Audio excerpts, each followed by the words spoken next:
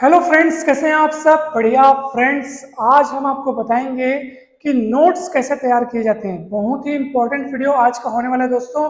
चाहे आप किसी भी एज ग्रुप के हो, चाहे आप स्कूल की किसी कक्षा में हो या फिर आप कॉलेज की किसी कक्षा में हो या फिर आप किसी भी कॉम्पिटिटिव एग्जाम की तैयारी कर रहे हो, दोस्तों ये वीडियो आपके लिए बहुत इंपॉर्टेंट होने वाला है। मैंने अपने पूरे अनुभव के द्वारा, पूरे रिसर्च के द्वारा एक एक चीज को ध्यान में रखकर बहुत मेहनत करके आज का ये वीडियो तैयार किया है।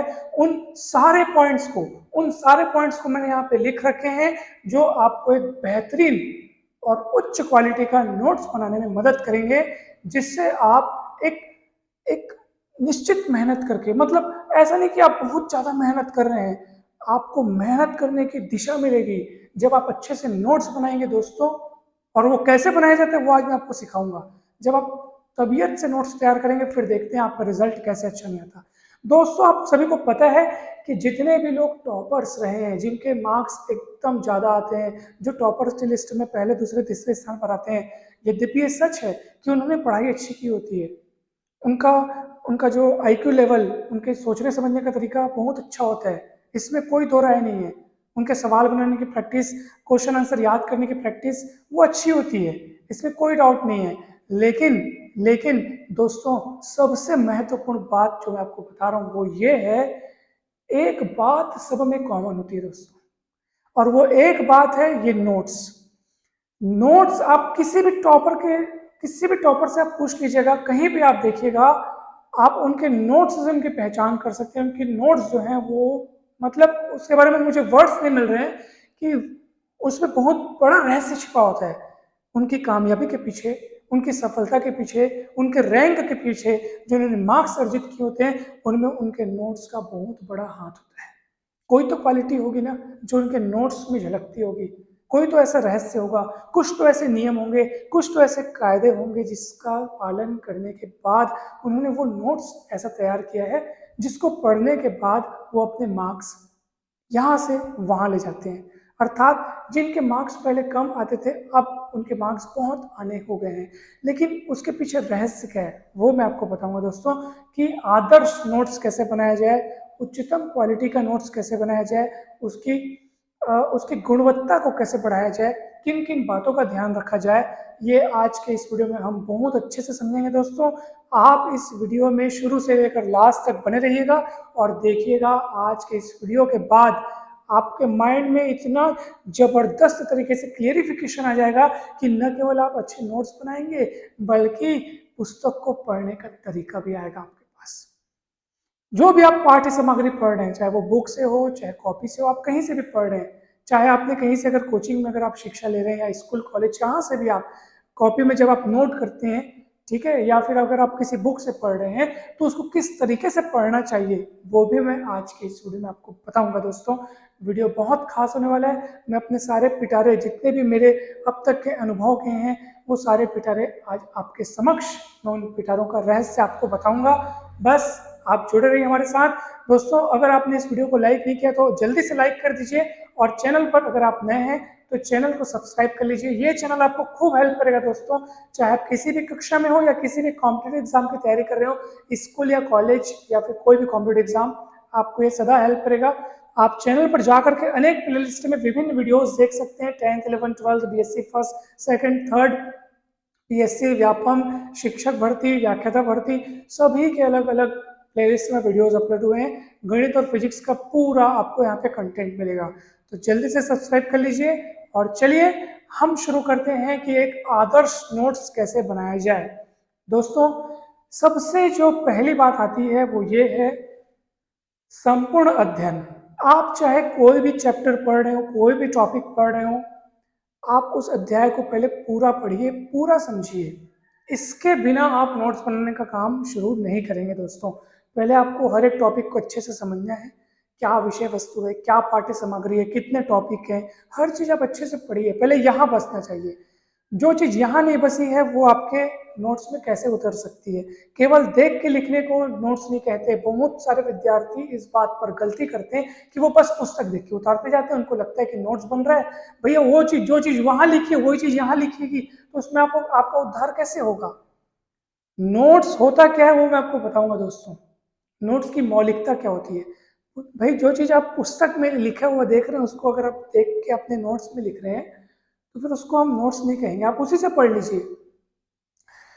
क्योंकि अगर आप संपूर्ण अध्ययन नहीं करेंगे तो आपको पता नहीं चलेगा कि पुस्तक में तो इतनी मोटी किताब होती है, हम पूरा कहाँ पढ़ते हैं। परीक्षा की तैयारी के लिए हमको तो चुन चुन के पढ़ना होता है, एकदम अच्छे से हम सेलेक्टिव चीजें पढ़ते हैं। नॉलेज के लिए तो हम पूरा पढ़ सकते हैं, किताब में एक भी शब्द ऐसा नहीं है जो व्यर्थ हो, नहीं तो वो किताब में क्यों छापा जाता। तो बुक में जो छपा होता है वो बहुत महत्वपूर्ण होता है।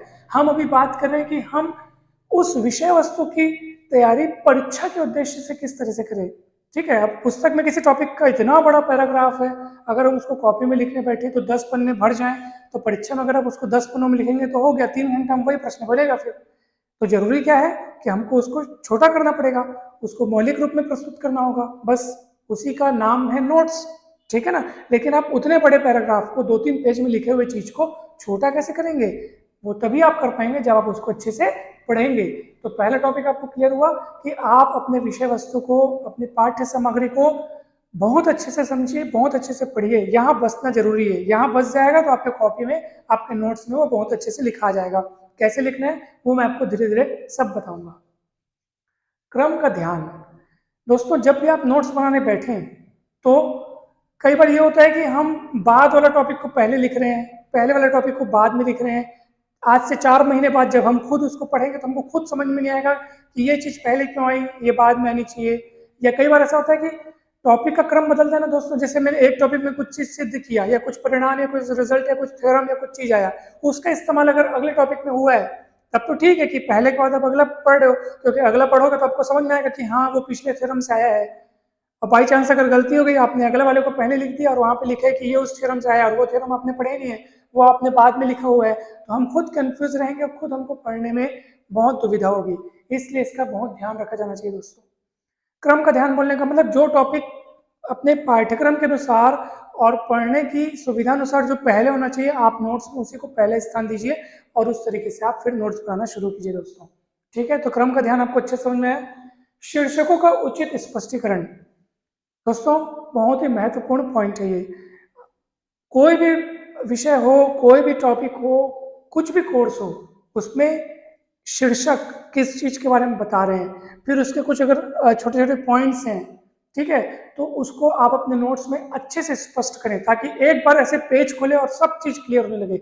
ऐसे ढूंढना मत पड़े कौन सा टॉपिक कहाँ से शुरू कहाँ से खत्म हुआ है, ये यहाँ पे आपको ज्यादा जोर नहीं देना है। बस जैसे ही पेज खोले पूरा क्लियर देखना चाहिए, अच्छा ये टॉपिक यहाँ से शुरू हुआ है, ये यहाँ खत्म हुआ है, तो उनके बीच में कोई गैप दिखना चाहिए। इसलिए नोट्स को सुंदर बनाने के लिए ये सलाह दी जाती है कि भी आप एक से अधिक कलर्स के पेन का इस्तेमाल करें।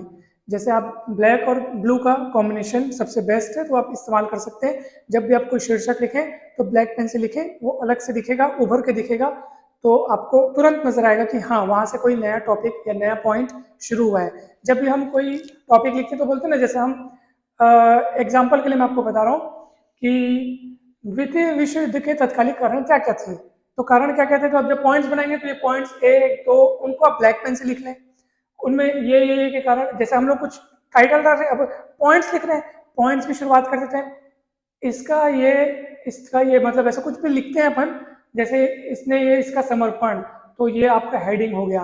उसके बाद आप उसकी व्याख्या करेंगे तो वो हेडिंग को भी आप ब्लैक पेन से लिख लो, सुंदर दिखेगा। ये आप आपकी सुविधा के लिए दोस्तों, जब आप आज से जब भी आप एग्जाम टाइम पढ़ेंगे ना तो वो आपके भले के लिए होगा, वो ऐसा सुंदर तरीके से सजाकर आप अपना ही भला कर रहे हैं। ठीक है, बल्कि आप उनका भी भला कर रहे हैं कि आगे चलकर आप अपने नोट्स अगर किन्हीं को देते हैं उनकी मदद के लिए तो उनका भी भला होगा। इसलिए नोट्स जितने ज़्यादा हो सके ऐसा बनाओ कि परमानेंटली वो आगे आने वाले सभी लोगों के लिए फायदा करे। तो आप जो हेडिंग डाल रहे हैं, जो पॉइंट लिख रहे हैं, शीर्षक लिख रहे हैं, उनको बहुत अच्छे से लिखिए, बहुत अच्छे से स्पष्ट करके लिखिए, और इसके लिए आप ब्लैक पेन का इस्तेमाल कर सकते हैं।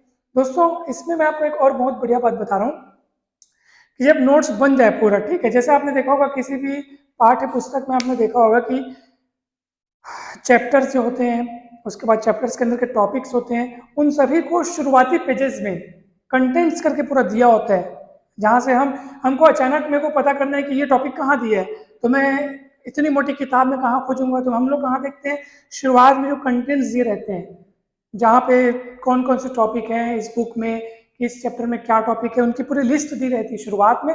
आप अपने नोट्स बनाते समय भी ऐसा कर सकते हैं, लेकिन वैसा आप तब करें जब पहले पूरा आपका नोट्स तैयार हो जाए। उसके लिए शुरुआत में आप 2-3-4 पेज छोड़ दीजिए आपकी सुविधा अनुसार। आपको लग रहा है कि हाँ नोट्स कितना बड़ा बनेगा, उसके लायक मेरे को कितने पेज छोड़ने पड़ेंगे, वो आप छोड़ दीजिए। उसके बाद आप इत्मीनान से जिस अब पूरे नोट्स मान लो इतना नोट्स बन गए, उसके बाद हर पेज में पेज क्रमांक लिख दीजिए, 1 2 3 4 1 2 3 4 5 6 7 ऐसे गिनती करके पूरा पेज क्रमांक लिख दीजिए शुरू से आखिरी तक। उसके बाद जिस जिस पेज नंबर में नया नया चैप्टर शुरू हुआ है आप सामने में लिख, जैसे मान लो एक चैप्टर का पेज क्रमांक, मान लो पहला चैप्टर फर्स्ट पेज से शुरू हुआ है, उसको वहां से लिख दो पहला चैप्टर ऐसे। उसके बाद उस चैप्टर में जो जो टॉपिक है, जहां जहां मेन मेन मोटे मोटे टॉपिक आपने शुरू किए, ये टॉपिक पेज नंबर इतना, ये सब कहाँ लिखना है आपको, शुरू के 2-3-4 पेज में, जहाँ पे आपको पॉइंट्स की सूची दी होती है, जैसे आप किताबों में देखे होंगे दिया होता है, ऐसा आप अपने नोट्स के लिए भी तैयार कर सकते हैं। हर एक टॉपिक का, मोटे मोटे टॉपिक का पेज क्रमांक लिखते जाइए। जब वो हो जाए पहले चैप्टर का खत्म, फिर दूसरा चैप्टर का एक एक लाइन छोड़ के आप दूसरा चैप्टर का नाम लिखिए, वो जिस पेज से शुरू हुआ है उस पेज का क्रमांक लिख दीजिए। फिर उसमें जो जो टॉपिक है उन टॉपिक्स को लिखिए और बाजू में उनका पेज क्रमांक लिखो। कल के दिन क्या होगा, मान लो आपका इतना इतना मोटा नोट्स भी अगर आपका बन गया, 500-600 पेज का अगर आपका नोट्स बन गया, और आपको कोई टॉपिक अचानक से खोजना हो, तब कैसे करेंगे? पन्ना बार बार पलटने में कौन समय वेस्ट करे? डायरेक्ट आप देखो, सूची में देखो, पॉइंट्स के टॉपिक्स की सूची देखो, और डायरेक्ट आप उस पेज में तुरंत पहुंच सकते हो दोस्तों। जैसे ट्रेन की पटरियां बिठाने में कितनी मेहनत लगी, लेकिन जब एक बार पटरियां बिछ गई तो हमेशा के लिए सुविधाजनक हो गया। मेंटेनेंस जो है, रख रखाव, मेंटेनेंस, सुधार कार्य, वो तो चलते ही रहेगा। लेकिन देखो इतनी ट्रेन की जो इतनी कहाँ, मतलब पूरी दुनिया में पटरियां फैली हैं, बड़े दूर दूर शहरों तक ट्रेन की पटरियां फैली, आखिर वो मानव निर्मित है। एक एक पटरी को जोड़ के उसको पूरा, उसके नटों को टाइट करके, प्रॉपरली गिट्टी बिछा कर, मतलब कि क्या कुछ नहीं मेहनत हुआ है वहां पे। तो भाई वो मेहनत एक बार हुई ना, उसके बाद मेंटेनेंस और रख रखाव जो है वो तो जिंदगी भर चलता रहेगा। वो तो हर चीज जो होती है उसमें कुछ समय बाद फिर से उसके मेंटेनेंस की जरूरत पड़ती है, फिर से उसमें कुछ हमको उसकी रिपेयरिंग या रखवाली करनी पड़ती है, वो तो होता ही होता है। मगर एक बार जो मोटी मेहनत जिसको हम बोलते हैं तगड़ी मेहनत, वो एक बार हो गई ना, तो वैसे ही आपको नोट्स बनाने के बाद आपको एक तगड़ी मेहनत करनी है कि हर पेज के टॉपिक को आप शुरुआत में लिख लो। शुरुआत में क्या क्या टॉपिक है, कौन कौन से पेज से शुरू हुआ है, उसके अंदर के टॉपिक कौन कौन से पेज से शुरू हुए हैं, ये आपके भले के लिए, आपकी सुविधा के लिए होगा दोस्तों। और न केवल आपके लिए, मैंने बताया ना, आगे आने वाली आप जो जिनको आप नोट्स देंगे, क्योंकि हम जब कुछ पढ़ लेते हैं, अब जब आप पढ़ लेंगे, जिस परीक्षा या जिस उद्देश्य के लिए आपने नोट्स तैयार किए हैं, जब वो हो जाएगा, तो भैया आखिर आप नोट्स किसी न किसी को देंगे कि भाई मैंने पढ़ लिया, मेरा काम हो गया, अब आप रख लो करके, है ना भाई? तो देखो कितना काम आता है, मतलब एक बार अच्छी मेहनत कई लोगों को फायदा पहुंचाती है दोस्तों। तो इसलिए इसका बहुत अच्छे से ध्यान रखें आप। मौलिकता, अब आप नोट्स, मेरे को नोट्स बनाना है भाई, मेरे को नोट्स बनाना है, और पुस्तक देख के आप खाली छापते जा रहे हैं, तो नोट्स बनाने से आप टाइम वेस्ट कर रहे हैं बस, और कुछ नहीं हो रहा है। आप पुस्तक देख के पढ़ लो।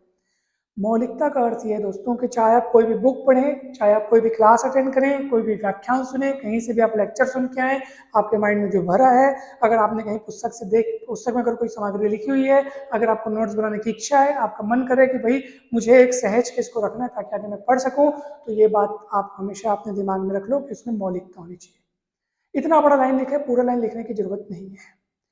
आप उसमें से मुख्य मुख्य बिंदुओं को काटिए, सेलेक्ट कीजिए, यहाँ से यहाँ तक लिखना है मेरे को, उसके बाद ये काम करनी है, उसके बाद मेरे को यहाँ से यहाँ तक लिखना है। ये आप अपने विवेक बुद्धि के अनुसार खुद तय कीजिए।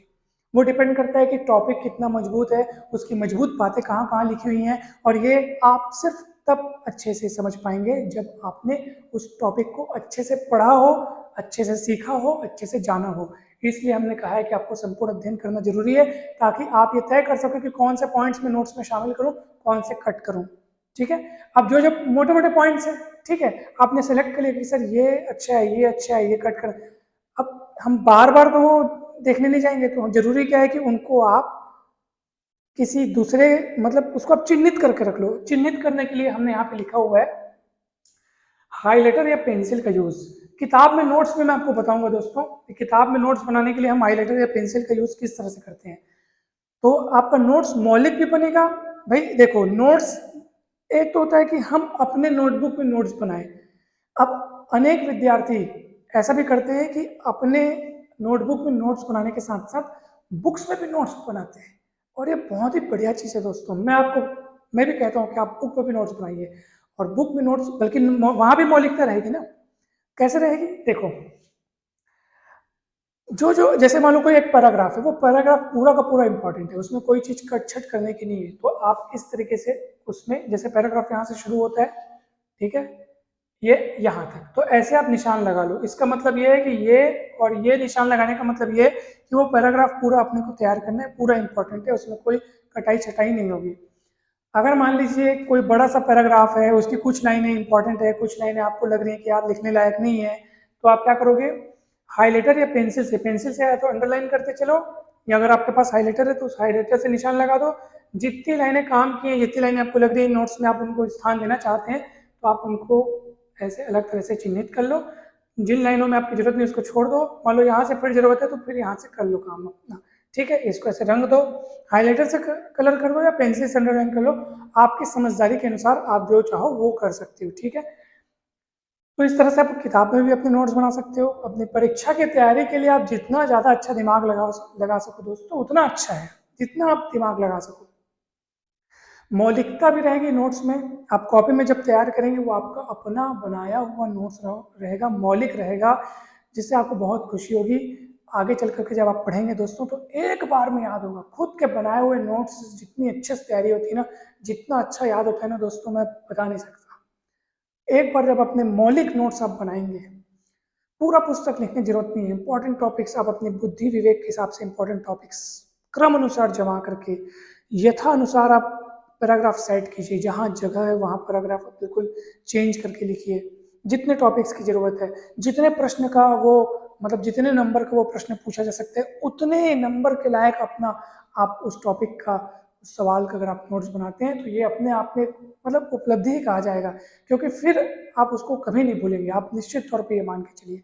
हाँ, लेकिन नोट्स बना के बैठे रहने, मतलब आप नोट्स बना लिए बढ़िया एकदम, अपना पूरा दिमाग लगा नोट्स बना लिए, लेकिन जब तक आप उसको रिपीट नहीं करेंगे, दोहराएंगे नहीं, बार बार प्रैक्टिस नहीं करेंगे, पुनर्अभ्यास नहीं करेंगे, याद नहीं करेंगे, तो फिर कैसे होगा काम। तो आपको उसको याद करना पड़ेगा, रिवाइज कीजिए उसको बार बार। नोट्स बनाने से सबसे बड़ा फायदा ये होगा कि अब आपको उन मोटी मोटी किताबों को आपने निचोड़ करके अपने पास एक मटेरियल तैयार किया है, जो अब आपको उनकी जरूरत नहीं है। अब आपके पास यही सामग्री, यही सार है, बस इसी से आपको पढ़ना है। उसको कहते हैं नोट्स। नोट्स की यही असल परिभाषा है।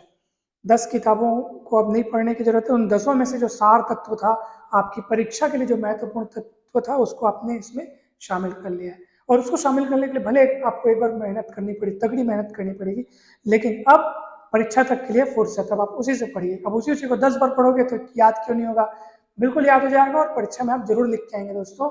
ये टॉपर्स का रहस्य है दोस्तों, लिख लीजिए, एकदम बहुत काम की चीज बता रहा हूँ। हाइलाइटर पेंसिल का इस्तेमाल भी आप सीख गए।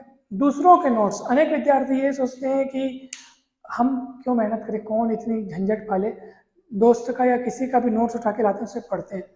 मेरा अपना अनुभव बता दूं दोस्तों, आप खुद भी महसूस किए होंगे।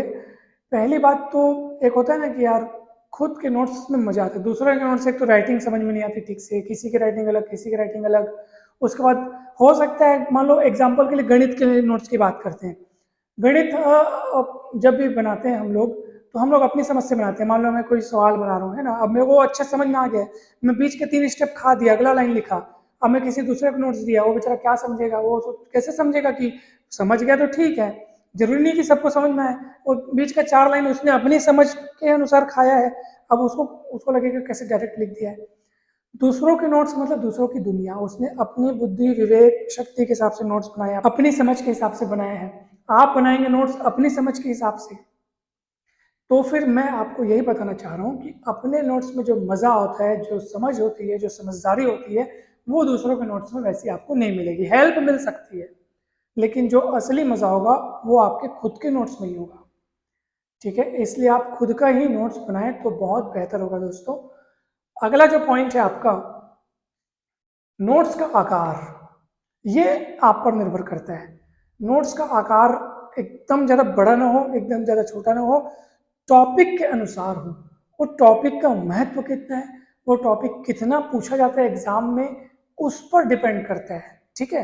अब मान लो 3 नंबर के प्रश्न के लिए आप 7-8 पेज का नोट्स बना रहे हैं, उसमें पूछा जाना 3 नंबर का प्रश्न, तो मतलब इसके लिए आप खुद का दिमाग लगा सकते हैं कि मुझे कौन से टॉपिक के लिए कितना बड़ा नोट्स बनाना चाहिए, किन किन बातों को उसमें शामिल करना चाहिए, किन को नहीं करना चाहिए। और उसके लिए फिर से जरूरी क्या है, संपूर्ण अध्ययन। और क्लास में जो आपके टीचर्स आपको पढ़ा रहे हैं दोस्तों, उनके पढ़ाने को आप अच्छे से समझिए, ताकि आपको पता चल जाएगा कि कौन सी बात को हाईलाइट किया जा रहा है, यानी कि उस पॉइंट से फिर प्रश्न बन सकते हैं ना एग्जाम में। हमेशा याद रखना, कई सारे ऐसे सवाल होते हैं, कई सारे ऐसे प्रश्न होते हैं जिनमें एक ही कॉमन बात को बार बार एग्जाम में पूछा जाता है। तो अपने नोट्स में आप उन कॉमन बातों को जरूरी स्थान दीजिए कि यार यार इस टॉपिक से बहुत प्रश्न आता है यार, बार बार यही वाला बात पूछा जाता है, उसको अच्छे से सिद्ध करना है, मेरे को ये वाला काम अच्छे से करना है। ठीक है, तो इस आप तय कर सकते हैं कि नोट्स का आकार क्या होना चाहिए। नोट्स बनाने का उद्देश्य, मेरे को नोट्स बनाने, भैया सर बोले हैं नोट्स बनाने से ना तैयारी अच्छी होती है, इसलिए मैं नोट्स बनाऊंगा। लेके पुस्तक रखे और नोट्स बनाना चालू। आप बताइए, ऐसे में तैयारी नहीं होगी दोस्तों। आपका उद्देश्य होना चाहिए। उद्देश्य कहने का अर्थ यह है कि सिर्फ मुझे नोट्स बनाने इसलिए मैं नोट्स बनाऊं, ऐसा नहीं होगा। आपकी जरूरत क्या है, जरूरत मतलब हम सबसे पहले अपनी आवश्यकता खोजें, आवश्यकता सोचें कि हम नोट्स क्यों बना रहे हैं, किस एग्जाम के लिए बना रहे हैं, उस एग्जाम का पैटर्न क्या है, हमारे पास जो सामग्री है क्या वो उसी रूप में पढ़े जाने लायक है कि नहीं है। अगर नहीं है तो उसमें से कुछ छानना है, छनन प्रक्रिया, मतलब आप उसको फिल्टर करके अपना नोट्स तैयार करना चाह रहे हो, तो वो फिल्टर करने लायक है कि नहीं है, मैं उसको किस तरह फिल्टर कर रहा हूँ। ये सब चीज अगर आप ध्यान में रखते हैं, तब आप ये सुनिश्चित कर पाएंगे कि आपका नोट्स किस उद्देश्य से बनाया गया है, किस एग्जाम के लिए आप नोट्स बना रहे हैं, अपनी वार्षिक परीक्षा के लिए बना रहे हैं या कॉम्पिटेटिव एग्जाम के लिए बना रहे हैं। ये बहुत मायने रखता है दोस्तों, हर एक चीज दिमाग में मायने रखती है। आप सोचिए, सोच समझ के नोट्स बनाइए दोस्तों। नोट्स स्वच्छ, बहुत बड़ी बात है दोस्तों। अब हड़बड़ी हड़बड़ी में मेरे को नोट्स बनाना है, जल्दी जल्दी कंप्लीट करना, और बस बनाया जा रहे हैं, बनाए जा रहे हैं, बना रहे जा रहे हैं।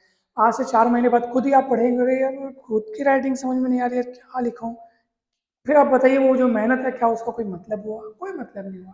इसलिए थोड़ा धैर्य रख के बनाइए, लेकिन आराम से बनाइए और बहुत अच्छे से बनाइए, ताकि आपका नोट्स तबीयत का बने, तगड़ी क्वालिटी और उच्च क्वालिटी का बने। वो आप अपने लिए बना रहे हैं, आपको भी फायदा देगा, वो आपके बाद आप जिसे नोट्स देंगे उसको भी फायदा देगा। इसलिए नोट्स स्वच्छ हो, साफ सुथरे हो। आप कहेंगे सर सबकी राइटिंग अच्छी तो नहीं बनती है ना, किसी की खराब बनती है। तो दोस्तों मैं आपको बताऊं, राइटिंग किसी की भी खराब नहीं होती, ये आप लिख के रख लीजिए। राइटिंग की बनावट में फर्क होता है, कुछ की बनावट बहुत अच्छी होती है तो हम बोलते हैं सुंदर राइटिंग है, कुछ की बनावट को हमको लगता है कि अच्छी नहीं है, तो उसका मतलब खराब राइटिंग नहीं है। अब मैं ऐसा क्यों कह रहा हूँ, ध्यान से सुनिए। अगर आपको लगता है कि आपकी राइटिंग खराब है, अच्छी नहीं बनती, तो उस पर मैं आपको इतना ही सलाह देना चाहता हूँ, और वही एक ही सलाह पूरी काफ़ी है। आप अपने अक्षरों को थोड़ा थोड़ा दूर करके लिखें, और इतना भरसक प्रयास करें कि कोई ओवर राइटिंग ना हो।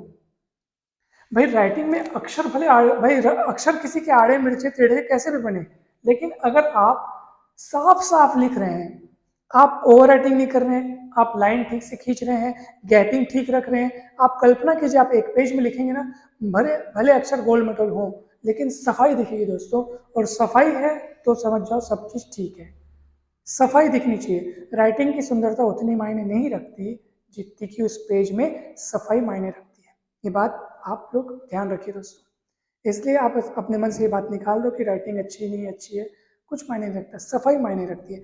मान लो किसी की राइटिंग बहुत सुंदर है, लेकिन वो बहुत काट छाट कर रहा है, बार बार ओवर राइटिंग, तो फिर क्या मतलब का। तो सफाई जरूरी है, ठीक है, तो इसको भी आप ध्यान रखें। कभी कभी ये होता है कि जैसे जैसे मैं जब नोट्स बनाता था, तो जैसे हमारा ये कॉपी है, बहुत साफ से सफाई से लिखने की मैं पूरी कोशिश करता था। अब कभी कभार क्या होता है, हम कुछ पॉइंट्स लिखना भूल जाते हैं, अरे यार ये पॉइंट छूट गया यार, इसको भी ध्यान देना था, बहुत इंपॉर्टेंट पॉइंट है। तो हम क्या करते हैं, मतलब मैं ये करता था कि जो जैसे पुस्तक के जो सॉरी जो हमारे नोट्स की है, जो हम जिस कॉपी में हम नोट्स बना रहे हैं, जैसे उसकी लाइन लाइन होती है, आपको पता होगा ऊपर में ऐसे लाल लाइन होती है, ये लाल लाइन होती है, तो यहाँ पे एक छोटा सा स्थान होता है, ठीक है, आप देखेंगे यहाँ पे एक स्थान होता है, आप वहां पे लिख सकते हो, ऐसे नोट करके, ऐसे करके उन 2-3 बातों को यहाँ पे लिख सकते हो, कोई दिक्कत नहीं है, आपकी सुविधा के लिए। बल्कि पढ़ोगे तो वहाँ पे नज़र पहले जाएगी कि यार ये खास बात थी जो लिखनी छूट गई थी, हमने उसको यहाँ लिखा है। तो आप ये काम भी आप कर सकते हो दोस्तों। अगर सोचा जाए ना दोस्तों तो बहुत सारे तरीके हैं। ये मैंने आपको मोटे मोटे तरीके बताए, आप सर्वश्रेष्ठ क्वालिटी का नोट्स जो है वो तैयार कर सकते हो, और एक बार नोट्स तैयार होगा तो आप बहुत अच्छे मार्क्स प्राप्त कर सकते हो दोस्तों।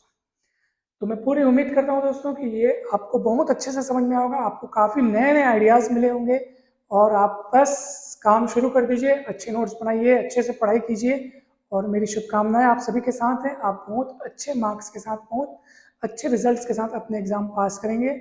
आप सभी को ऑल द बेस्ट। आप सभी को बहुत बहुत धन्यवाद दोस्तों। अगर वीडियो अच्छा लगा है तो ज़रूर लाइक करें। चैनल को अगर अभी तक आपने सब्सक्राइब नहीं किया है तो अवश्य सब्सक्राइब करें, आपको ये चैनल बहुत हेल्प करेगा।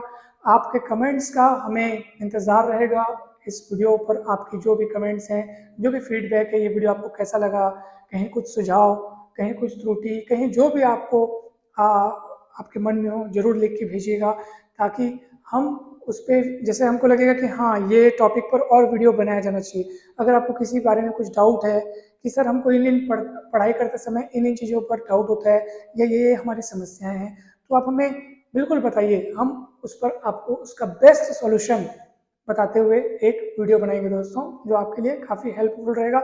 हो सकता है आपके मन में जो डाउट हो, जो दुविधा हो, ऐसी दुविधा बहुत लोगों की हो, तो उनको भी फायदा मिलेगा। तो वो जरूर बताइए दोस्तों। आप सभी को बहुत बहुत धन्यवाद। आप सभी खुश रहें, मस्त रहें, स्वस्थ रहें, प्रसन्न रहें दोस्तों। एक और ख़ास बात, अगर आप हमारे व्हाट्सएप ग्रुप से जुड़ना चाहते हैं तो हमारा व्हाट्सएप नंबर डिस्क्रिप्शन बॉक्स में दिया है, वहाँ से कमेंट करके आप जुड़ सकते हैं। Thank you so much. Thank you so much.